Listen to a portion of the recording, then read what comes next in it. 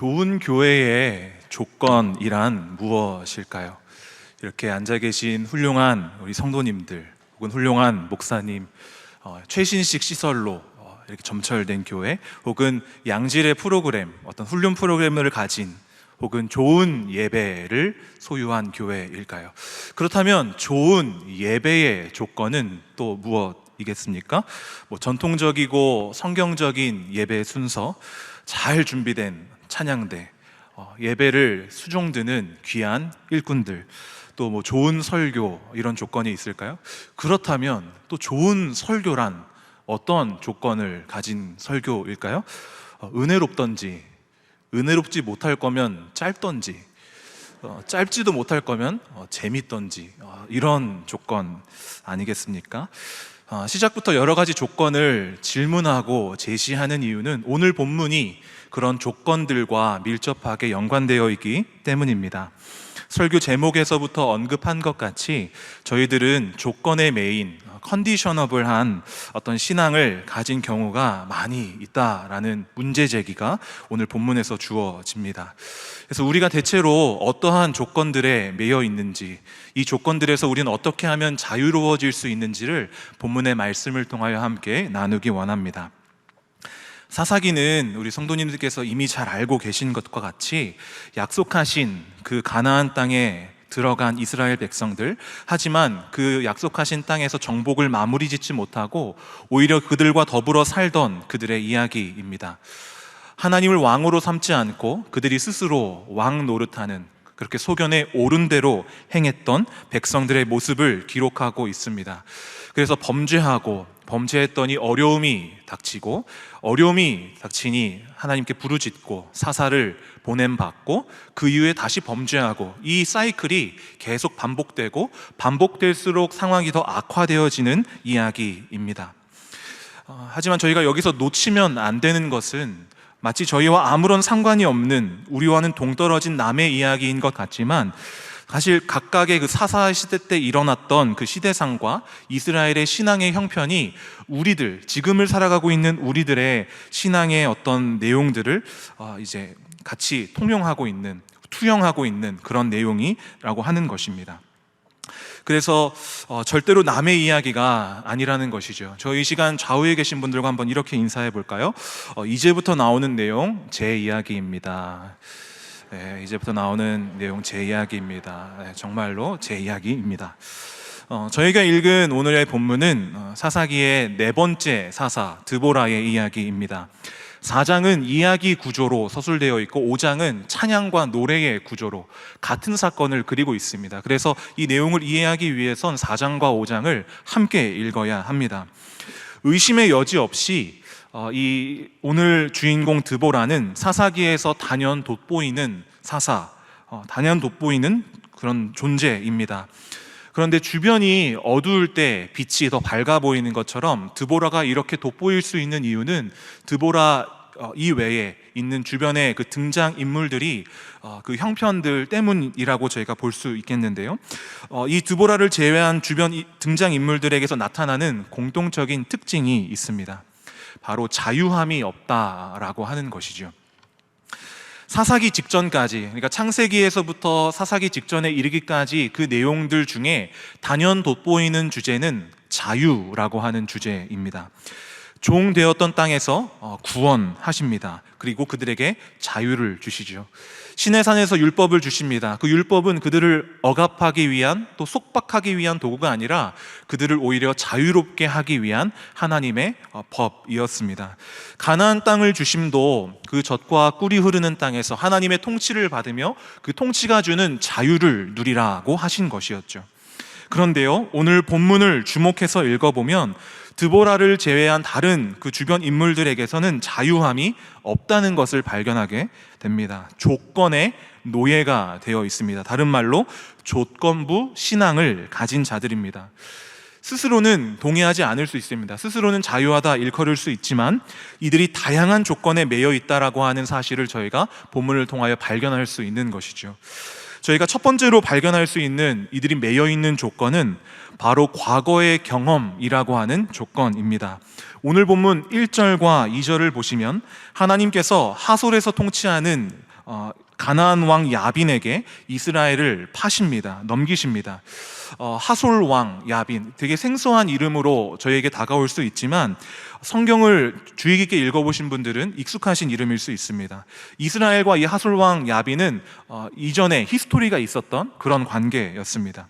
여호수아서 11장을 보면 이미 한 150년 전쯤에 이스라엘이 이 하솔과 그 왕, 그 야빈을 진멸하는 사건이 기록되어 있습니다. 그러니까 이 둘은 그 관계 속에서, 그 과거 속에서 자유롭지 못한 관계였다라고 하는 것이죠. 먼저 이스라엘을 보게 되면 그 이스라엘이 예전에 이겼던 그 전적이 있어서인지는 모르겠지만 시종일관 방심하고 있는 모습을 저희가 보게 됩니다. 여전히 가나안 땅에 정복해야 될 민족들이 있고 영적 전쟁이 이루어지고 있는 중인데도 긴장감이라고는 찾아볼 수 없고 경계심도 찾아볼 수 없는 것이 이스라엘의 모습입니다. 반면 하솔 왕 야빈은 어떻습니까? 과거에 대한 그 패배감 그리고 그 복수심에 불타올라서 이스라엘을 더 심하게 괴롭히고 있는 모습, 저희가 3절에 그 심히 학대하다라고 하는 단어를 통하여 저희가 확인할 수 있습니다. 이전에 우리 메소포타미아나 이렇게 그 모압처럼 온니엘과 에웃 시대의 그 외부 이방 세력은 그렇게 기자가 이렇게 소개합니다. 이스라엘이 그들을 몇 년 동안 섬겼다. 이 정도로만 표현이 되고 있는데 오늘은 심히 학대했다. 이 원어가 쥐어짜다, 짓이기다, 짓뭉개다 이런 의미거든요. 오죽 괴롭혔으면 5장 6절을 보시면 사람들이 큰 길을 내버려 두고 큰 길을 다니지 않고 오솔길로 다녔다 라고 이렇게 기록을 하고요. 학대를 당한 기간도 여태껏 학대를 당한 기간보다 훨씬 긴 20년 동안이나 학대를 당하게 됩니다. 과거의 경험이 이 둘을 옥죄이고 있는 것입니다. 때로 저희들 또 우리들의 그 신앙도 과거의 경험에 이렇게 매여 있는 경우가 있습니다. 교회가 카페도 아닌데 자꾸 라떼를 찾습니다. 라떼는 이랬지 라고 하면서 제가 목양하고 있는 청년들도 자주 씁니다. 이게 결코 나이에 국한된 주제가 아니라는 것이죠. 제가 초등 2부도 한 6년 목양했는데 초등 2부 친구들도 라떼는 씁니다.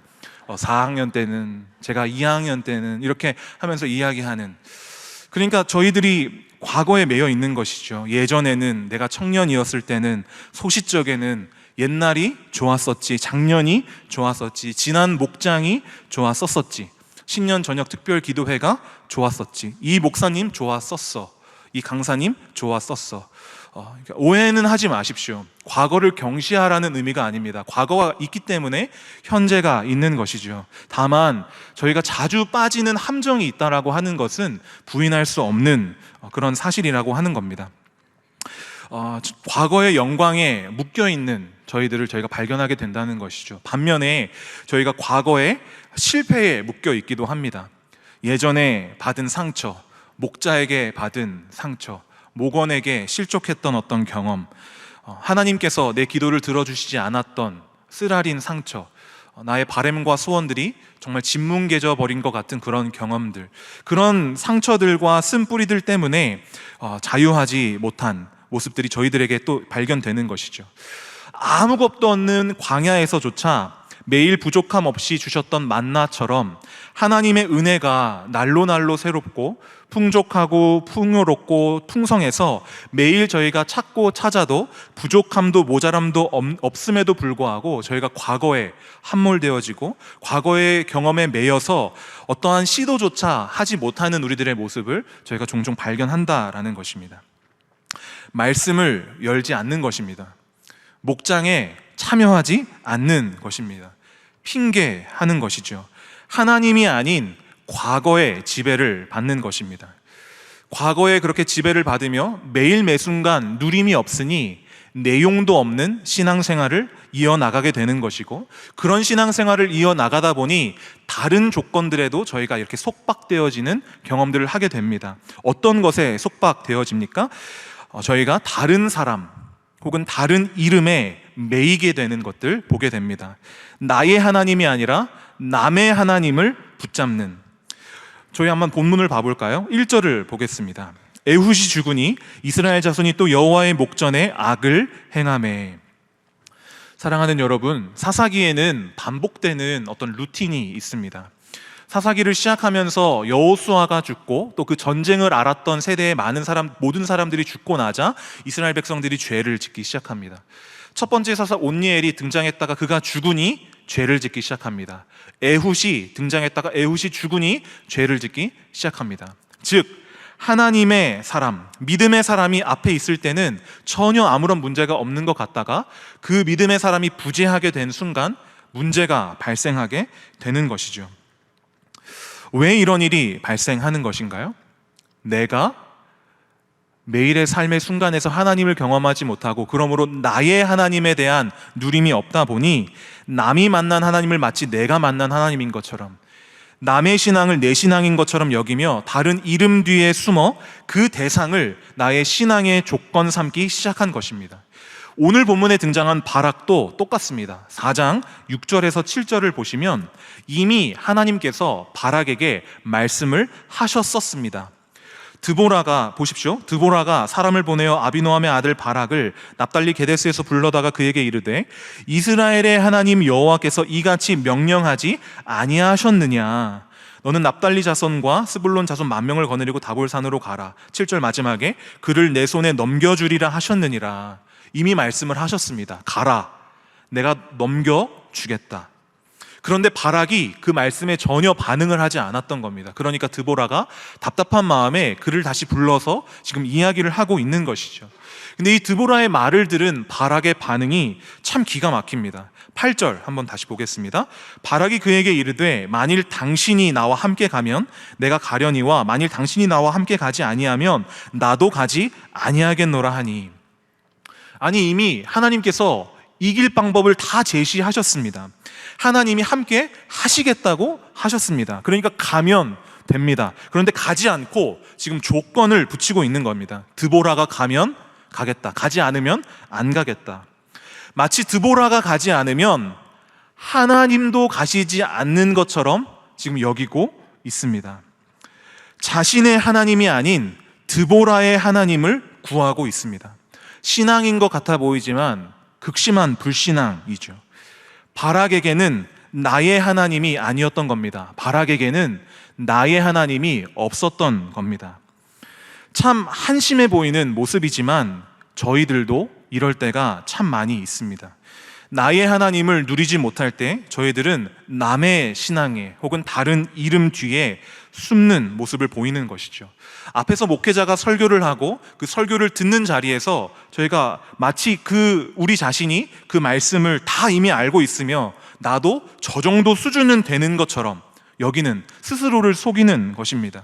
또 교회에 이렇게 발만 붙이고 있으면 그것이 마치 신앙인으로서 내가 할 도리를 다한 것처럼, 종교란에 기독교라고 당당하게 적어낼 수 있는 것처럼 우리에게 충분한 조건이 된다고 생각하면서 교회 이름 뒤에 숨습니다. 때로 저희들은 직분과 저희들의 사역 뒤에 숨기도 합니다. 목사, 장로, 권사, 집사, 목자, 교사, 찬양대, 이런 사역과 직분의 이름 뒤에 숨는 것입니다. 그래서 그런 명칭으로 우리가 불리워지고 우리가 그 사역을 하는 동안에는 참 거룩하게 또 흠이 없게 그 일들을 잘 우리가 섬기지만 그 직분이 죽는 곳, 아무도 우리를 그 명칭으로는 부르지 않는 그곳에서는 세상 사람들과 전혀 다를 바 없이 살아가는 것입니다. 내가 말씀을 열어 내가 말씀을 읽고 말씀이 나를 읽고 말씀이 나를 해석하는 매일의 경험 없이 내가 나의 하나님과의 인격적인 교류와 그 관계의 누림 없이 남이 하나님이 이렇다 카더라, 남이 예수님은 저렇다 카더라 라고 하는 그런 카더라라는 말만 붙잡고 살다 보면 그가 붙잡고 있었던 그 이름과 조건들이 무너질 때 함께 무너지는 것이죠. 순식간에 무너지는 것입니다. 절대로 속으시면 안 됩니다. 그것은 나의 신앙이 아닙니다. 찾고 구하고 두드리며 저희들은 나의 하나님을 찾고 나의 하나님을 만나야 합니다. 저희가 이 자리에서조차 밀려나게 되면 더 비참한 결과를 저희가 맞이하게 되기 때문입니다. 어떠한 비참한 결과를 맞이하게 됩니까? 과거에 매여 날마다의 은혜를 못 누릴 뿐만 아니라 나의 하나님을 누리지 못하는 인생들은 결국 무엇에 매이고 묶입니까? 세상이 주장하는 조건들에 매이고 묶이게 됩니다. 하솔왕 야빈이 세상 앞에서 그렇게 자신만만할 수 있었던 이유, 또 이스라엘 백성들이 믿음을 사용하기는커녕 20년간 이 심한 학대 속에서 아무것도 하지 못하고 패배주의와 그 위축 가운데 살아갔던 이유, 그것이 무엇이었습니까? 철병거 900대 때문이었습니다. 저희가 이 철병거 900대라고 하면은 그냥 뭐 철병거 900대라고 할 수 있지만 한번 상상해 보십시오. 한 병거당 말 한 마리여도 900마리고 혹시 말 두 마리였으면 1800마리의 말이 천지를 흔드는 그 천둥 소리와 같은 말발굴 소리로 막 달려오면서 앞에 있는 모든 사람들을 다 짓밟고 지나가는 것입니다. 혹시 거기서 생존한 사람이 있으면 뒤에 달린 병거에서 군사들이 그 사람들을 진멸하는 엄청난 위력이죠. 지금 시대에 마치 탱크와 같은 그런 전력이었던 것입니다. 그러니까 이 위력과 이 유력한 세상의 조건 앞에 사람들이 자신들의 믿음을 버리고 다 떨어져 나가는 모습을 저희가 보게 되는 것이죠. 5장 7절 상반절을 보시면 이스라엘에는 마을 사람들이 그쳤으니라고 기록하는데, 사실 더 정확한 번역은 지도자들이 그만뒀다라고 하는 것이 더 정확한 번역입니다. 그리고 이어서 8절을 보시면 이스라엘의 군사 4만 명이 전의를 상실하고 그들의 가운데에서 창과 방패를 찾아볼 수 없었다고 기록합니다. 도대체 왜 이런 꼴이 된 것입니까? 사랑하는 여러분, 가나안 정복 전쟁은 그 첫 전투였던 여리고성 전투를 통하여서도 우리에게 보여주지만 칼과 창과 병거의 수로 하는 그런 전쟁이 아니었습니다. 믿음으로 하는 전쟁이었습니다. 믿음으로 나아갈 때 승리를 보장받은 그런 전쟁이었습니다. 그런데 날마다의 영적 체험도 못 누리고 나의 하나님에 대한 고백도 없으니 이 세상의 위력과 세상의 유력한 조건이 우리의 믿음 위에 군림하는 그런 지경에 이르는 것이지요. 세상의 조건을 그대로 수용해서 어느 순간에는 하나님을 알지 못하는 자들과 같은 선상에서 나의 것과 상대방의 것을 비교하고 계산하고 그것으로 결과를 점치고 있는 것입니다. 저 사람에게는 있고 나에게는 없으니 이거 싸움이 안 된다, 이렇게 주장하고 있는 것입니다. 지금 교회에서도 비슷한 일들이 일어나고 있다는 것이죠. 세상이 말하는 여러 가지 유력함의 조건들이 우후죽순 무분별하게 교회로 막 쏟아져 들어오고 있습니다. 입시, 취직, 연봉, 집, 자동차, 땅, 명예, 권력, 결혼, 자녀 등등 수많은 세상이 이야기하는 그 유력함의 조건들이 그리스도인의 삶과 신앙으로 지금 지쳐 들어오고 있는 것이죠. 그래서 이게 있으면 행복하고 이게 없으면 불행하고, 이게 있으면 성공하고 이게 없으면 실패하고, 이게 있으면 안정적이고 이게 없으면 불안정하고, 세상 사람들과 나를 비교해 가면서 마치 세상이 말하는 어떠한 조건 중에 하나라도 내게 부족하면 그 비교 우위에서 내가 밀린다고 여기며 끝까지 이렇게 세상에 지고 있는 그런 모습들을 저희들이 보여주고 있지 않은가 하는 것입니다. 물론 오해하시면 안 됩니다. 그리스도인들이 이런 주제를 도외시하라고 지금 드리는 말씀이 아닙니다. 그리스도인들도 이 주제들을 당연히 고민하고 이것을 위하여 기도하고 노력해야 합니다. 어느 것 하나 버릴 주제는 없습니다. 다만 우선순위는 명확해야 하는 것이죠. 아까 제가 이렇게 나열해 놨던 여러 가지 그 조건들 중에 그 어느 것도 하나님보다 유력할 수는 없습니다. 그 어떤 것 하나 하나님이 책임 못 지실 주제가 아니라는 것입니다. 정말 그렇습니다. 오늘 본문에서 하솔 왕 야빈, 그리고 그 군대 장관 시스라의 900대의 병거, 그 모두를 두려움에 떨게 했던 그 유력함과 그 위력이 하나님 앞에 얼마나 무력하게 짓밟히는지 한번 보십시오. 사사기 5장 4절입니다. 여호와여, 주께서 세일에서부터 나오시고 에돔 들에서부터 진행하실 때에 땅이 진동하고 하늘이 물을 내리고 구름도 물을 내렸나이다. 21절입니다. 기손강은 그 무리를 표류시켰으니 이 기손강은 옛 강이라. 내 영혼아, 내가 힘 있는 자를 밟았도다. 지금 무슨 일이 일어나고 있습니까? 하나님이 비를 내리시는 겁니다. 그래서 땅이 진흙 뻘이 되고 비가 더 내려서 홍수가 나자 이 900대의 병거가 아무것도 못하고 있는 것입니다. 한번 4장 15절도 보십시오. 여호와께서 바락 앞에서 시스라와 그의 모든 병거와 그의 온 군대를 칼날로 혼란에 빠지게 하심에 시스라가 병거에서 내려 걸어서 도망한지라. 세상이 앞세우는 가장 위협적인 무기도 하나님의 그 참전 앞에서 아무것도 아닌 무용지물이 될 뿐만 아니라 오히려 그들이 생존하기 위해서는 버려야 하는 짐짝이 되고 맙니다. 예전에는 이것이 있어야 승리를 하고, 예전에는 이것이 있어야 성공을 한다고 이야기했었는데, 지금은 오히려 나의 실패와 패배의 원인이 되는 것입니다. 세상이 말하는 내용에 절대로 속으시면 안 됩니다. 저희가 이미 한 차례 코로나를 겪어내면서 이미 다 경험했습니다. 돈이 있어봤자 아무런 소용이 없고, 내가 가진 직업과 직위와 명예가 이 질병 앞에 그것을 막을 어떠한 근거도 되지 않음을 우리가 기억하면서 하나님밖에 없구나, 저희가 분명히 고백했습니다. 그런데요, 엔데믹이 다가오니까 다 잊어버리고 또 속고 있습니다. 하나님이 가장 유력하십니다. 사랑하는 여러분, 오늘 본문은 감사하게도 이렇게 인생의 유약함들만을 드러내고 끝내지 않습니다. 지금까지 살펴본 대로 어떤 조건에 매인 그런 삶들, 조건에 매인 그런 신앙들에 대비되는 한 인물이 본문 가운데 소개되고 있습니다. 여선지자 사사 드보라입니다. 그런데요, 이 드보라가 첫 등장할 때부터 사실 저희가 고개를 좀 갸웃하게 됩니다. 왜냐하면요, 그 전까지는 사사들이 세워질 때 일종의 그 사사 세움의 공식 같은 게 있었습니다.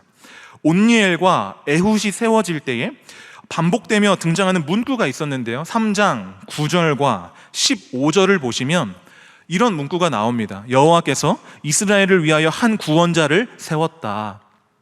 그런데 드보라 때는 그런 문구가 없습니다. 심지어 온니엘 때는 여호와의 영이 그에게 임했다라는 말도 있는데 없습니다. 그런 말이 드보라 때는 그냥 사사가 되었다 이렇게 기록하고요, 5장 7절을 보시면 내가 일어나서 이스라엘의 어머니가 되었다 고백합니다. 뭔가 좀 석연찮습니다. 또 저희가 사사를 생각할 때 이렇게 상상하는 이미지가 있습니다. 막 칼과 창과 이런 것들을 막 자유자재로 다루고, 전장 앞에서 진두지휘하며 막 적장에 막 목을 막 베고, 그렇게 우람한 어떤 그런 이미지, 어떤 훌륭한 어떤 면모, 영웅적인 어떤 그런 자질, 특출한 어떤 재능, 이런 것들을 저희가 상상하기 나름입니다. 그런데요, 4절에 드보라를 소개할 때 첫 나오는 그 문구가 그녀가 어떤 랍비돗의 아내였다라고 하는 겁니다. 저희들에게 가장 가까운 어떤 표현으로는 가정주부인 것입니다. 일반인인 것입니다. 저와 여러분과 크게 다를 것 없는 일반적인 사람이었다라는 것입니다. 게다가 드보라는 여성입니다. 여성을 제가 비하하는 것도 아니고 가정주부를 낮게 보는 것도 아닙니다. 단지 저희가 성경을 읽을 때는 반드시 그 성경이 쓰여진 배경을 생각해야 됩니다. 3000년 전에 쓰여진 내용입니다. 이 당시에 여성을 사사로 세우고 이런 것은 정말 있을 수 없었던, 일상적이지 않았던 내용이다라고 하는 것입니다. 그러면 하나님은 도대체 왜 이런 사람을 사사로 세우셨을까? 사실 저희가 이런 의문, 하나님 왜 이런 사람을 사사로 세우셨지? 라고 하는 의문이 든다면 죄송한 말씀이지만 저희가 이미 조건에 매인 신앙을 가진 자들일 수도 있습니다. 왜 그렇습니까? 저희가 무의식 중에라도 하나님의 일하심에 어떤 사사를 세우는 어떤 조건에 대해서 저희가 판단을 내리고 있었던, 저희들도 나름의 조건들을 걸고 있었던 우리들을 발견하기 때문입니다. 마치 우리가 왕인 것처럼 우리의 소견에 옳은 대로 판단하고 있었던 것이죠. 다른 말로 조금 과격하게 표현하면 하나님의 수준을 인생의 수준으로 폄하하고 하나님의 선택을 판단하고 그분의 뜻을 불신하는 것입니다. 사랑하는 여러분, 하나님은 단 한 번도 틀린 적이 없습니다. 하나님은 정말로 단 한 번도 틀린 적이 없습니다. 단지 우리가 하나님의 그 무조건적인 선택을 잘 이해하지 못하고 잘 누리지 못하는 것 뿐이지요. 하나님은 드보라를 선택하실 때 무조건적으로 부르셨습니다. 어떠한 특별한 조건이나 자격이나 자질이나 면모나 이런 것들을 보신 게 아니라 보십시오. 특징 지을 것이 오죽 없었으면 한 남자의 아내였다. 이것이 첫 번째 소개라는 것입니다. 그런데요, 저희가 성경을 쭉 읽다 보면 하나님은 늘 이런 방식으로 일하셨다는 것을 발견하게 되는 것이죠. 오른손에 장애가 있었던 에훗을 선택하십니다. 겁쟁이 기드온을 선택하십니다. 망나니 같은 삼손을 선택하십니다. 우리라고 한다면 절대로 선택하지 않을 그 사람들을 선택하시죠. 우리라고 하면 절대로 선택하지 않을 우리를 선택하십니다. 그나마 오늘 본문에 그 드보라가 돋보이는 부분이 한 가지 있다면 그녀는 날마다 하나님을 나의 하나님으로 누리는 자로 묘사된다라고 하는 것입니다. 4절은 그녀가 여선지자였다고 기록합니다. 선지자가 뭡니까? 하나님의 뜻을 먼저 알고 하나님의 마음을 아는 자, 그게 여선지자, 그게 선지자였죠. 이와 관련해서 저희는 사사기의 기자가 드보라를 소개할 때 사용한 이 흥미로운 표현 한 가지에 주목하게 됩니다. 5절입니다. 4장 5절. 그는 에브라임 산지 라마와 베델 사이 드보라의 종려나무 아래에 거주하였고 이스라엘 자손은 그에게 나아가 재판을 받더라. 드보라의 종려나무 아래 거주하였다. 이게 도대체 무슨 의미일까요? 이것은 저희가 이 종려나무의 뜻과 드보라의 이름의 뜻을 명확하게 알 때 저희가 잘 이해할 수 있습니다. 종려나무는 대추랑 비슷한 열매가 나는 야자수입니다. 광야에 살던 사람들은 이 종려나무를 생명나무라고 불렀습니다. 왜냐하면 이 오아시스가 있는 곳에는 반드시 이 종려나무가 있었고 나무를 잘라도 그 나무를 불태워도 거기서 다시 싹이 나는 그 정도의 강한 생명력이 있었던 나무였기 때문입니다. 그래서 성경도 이 생명력이라고 하는 이미지를 가지고 와서 성경 곳곳에서 사용하는데요. 에스겔 40장과 41장을 보시면 이스라엘이 이제 패망하고 이스라엘에서 하나님의 영이 떠나가고 한 내용들이 나오다가 이제 다시 이들을 회복시키실 것을 보여주시면서 한 성전의 환상을 보여주십니다. 그 성전에서 그 성전에 종려나무를 새겼다라고 하는 내용이 11번 연속해서 나오게 되는 것들을 발견하게 되고, 저희가 익히 알고 있듯이 예수님께서 예루살렘에 입성하실 때 사람들이 종려나무 가지를 흔듭니다. 생명 그리고 회복을 상징하는 것이죠. 그런데요, 무엇보다도 이 종려나무에서 특징적인 것은 그 생명력의 결과로서 말미암는 그 열매입니다. 과실.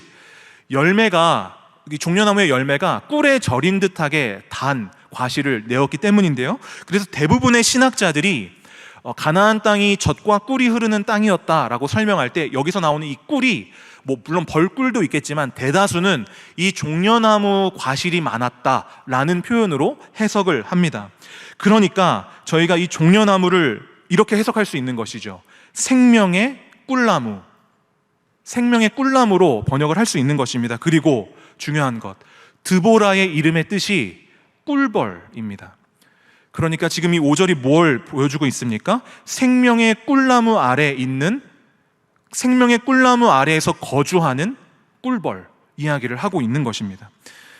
성경에서 꿀이 참 다양한 내용으로 이렇게 소개가 되어지지만 하나님의 말씀, 하나님의 뜻을 지칭할 때 참 자주 사용됩니다. 시편 19편 7절에서 10절까지 여러 가지 단어로 하나님의 말씀을 표현합니다. 여호와의 율법, 여호와의 증거, 여호와의 교훈, 여호와의 계명, 여호와를 경외하는 도, 여호와의 법, 이것들을 쭉 나열하면서 10절에 이것들이 금 곧 많은 순금보다 더 사모할 것이며 꿀과 송이꿀보다 더 달도다. 에스겔서 3장 3절은 또 이렇게 기록합니다. 내게 이르시되 인자야, 내가 내게 주는 이 두루마리를 내 배에 넣으며 내 창자에 채우라 하시기에 내가 먹으니 그것이 내 입에서 달기가 꿀 같더라. 이런 식으로 성경을 해석할 때 드보라의 모습이 어떻게 설명이 되어집니까? 드보라는 다른 모든 사람들이 조건에 매인 조건적인 불완전한 신앙생활 안에서 허덕허덕이고 있을 때 드보라는 하나님의 말씀 아래서 하나님의 말씀을 먹고 마시며 말씀으로 이스라엘 자손들을 교훈하고 경책하고 하나님의 뜻과 마음을 대변하여 다스렸던 말씀의 사람이었다라는 것입니다. 그냥 종려나무가 아니라 드보라의 종려나무입니다. 이거 뭘 뜻하는 겁니까?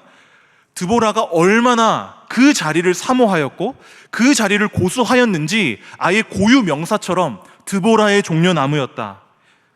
매일 매순간 그 말씀 아래서 말씀을 누리고 살았던 사람이기에 이런 표현이 가능했던 것이죠. 날마다 말씀 앞에 이것을 통하여 드보라는 자신이 받은 은혜가 어떠한 은혜인지를 깨달았고, 그것을 통해서 그녀는 모든 조건에서 자유로워질 수 있었던 것입니다. 매일매일 주시는 그 새로운 말씀 아래서 말씀을 받아 먹고 나의 하나님과 교류하고 그분을 누리게 될 때 무슨 일이 일어납니까? 과거의 경험도, 남의 신앙도, 세상의 어떠한 유력한 조건에도 구애받지 않을 수 있게 된 것이죠. 말씀 앞에 설 때, 은혜 앞에 설 때 저희가 무엇을 깨닫습니까?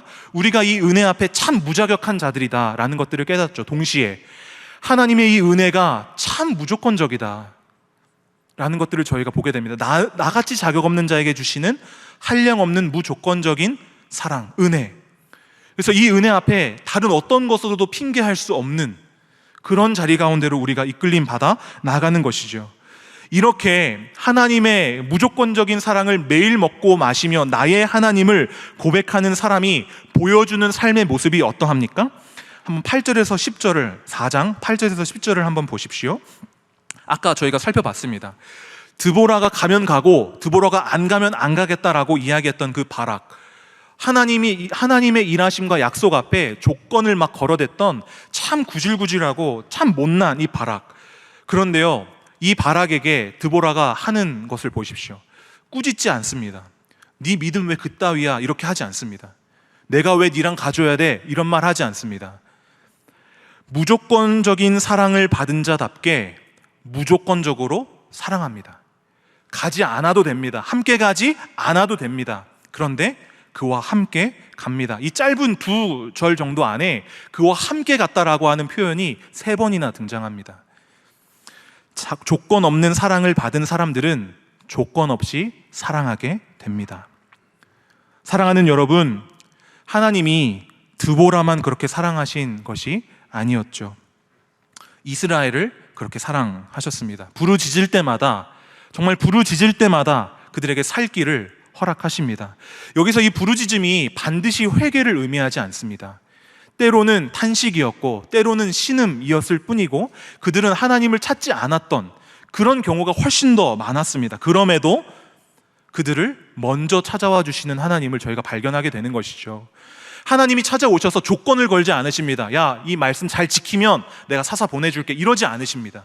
먼저 사사를 보내주십니다. 사사기뿐만 아니라 성경의 모든 역사를 통틀어 하나님이 먼저 우리에게서 등을 돌리신 적은 없습니다. 한 번도 없습니다. 늘 우리 차원에서 먼저 하나님께 등을 돌렸을 뿐이죠. 하나님은 무조건적으로 우리를 사랑하십니다. 결국 이 이스라엘이 어떻게 이 당면한 위기를 극복합니까? 드보라와 야엘이라고 하는 2 여인을 통하여 하나님께서 이 일을 행하십니다. 조건을 따졌을 때는 정말 아무것도 할 수 없을 것 같은 그들이 하나님의 일을 수행합니다. 조건을 따지다 보면 정말 승리를 받을 만한 어떠한 조건과 자격도 되지 않는 이스라엘 자손들에게 승리를 허락하십니다. 조건 없이 승리를 허락하십니다. 사사기 4장 23절입니다. 이와 같이 이날에 하나님이 가나안 왕 야빈을 이스라엘 자손 앞에 굴복하게 하신지라. 하나님이 굴복하게 하신지라. 그런데요, 사랑하는 여러분, 이스라엘 뿐입니까? 아니라는 것이죠. 저희들도, 이 자리에 모인 저와 여러분도 하나님이 그렇게 무조건적으로 사랑하신다는 겁니다. 드보라가 그 종려나무 아래서 누렸던 그 말씀이 육신이 되어 우리 가운데 오신 것이죠. 우리가 죄인 되었을 때에, 우리가 원수 되었을 때에 우리에게 근거하지 않은 구원을 우리에게 주셨습니다. 은혜로, 믿음으로, 선물로 받는, 자격 없는 자들에게 주시는 아버지의 사랑이었죠. 하나님의 무조건적인 사랑을 이렇게 명료하게 표현할 수 있는 것이 어디 있습니까? 예수님과 같이. 창조주가 피조물이 되어 피조물 가운데 찾아오셨습니다. 오직 은혜로 밖에 설명할 수 없는.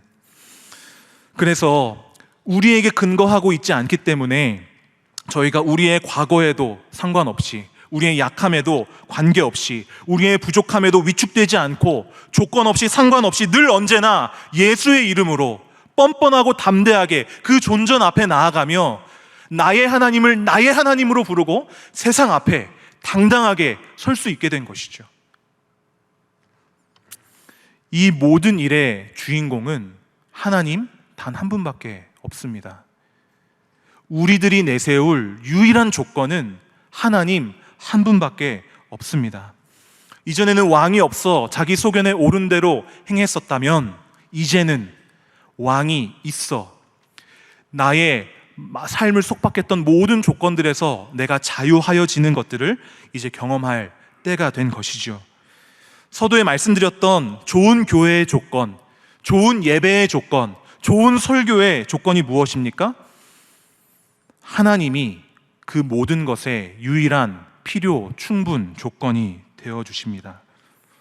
종려나무 아래에 있었던 드보라처럼 예수 그리스도로 인한 그 은혜 아래 거하는, 그렇게 생명 안에서 주와 함께 왕노릇하는, 그렇게 과거에 매이지 않고 남에게 매이지 않고 세상 앞에 고개 숙이지 않고 매일매일 하나님께서 예비하신 하나님의 말씀 아래 서며 무조건적으로 우리를 사랑하시는 하나님을 나의 하나님으로 누리는, 그렇게 하나님만을 우리의 삶의 주인공으로 모시고 고백하는 저와 여러분들의 삶이 되기를 축복합니다.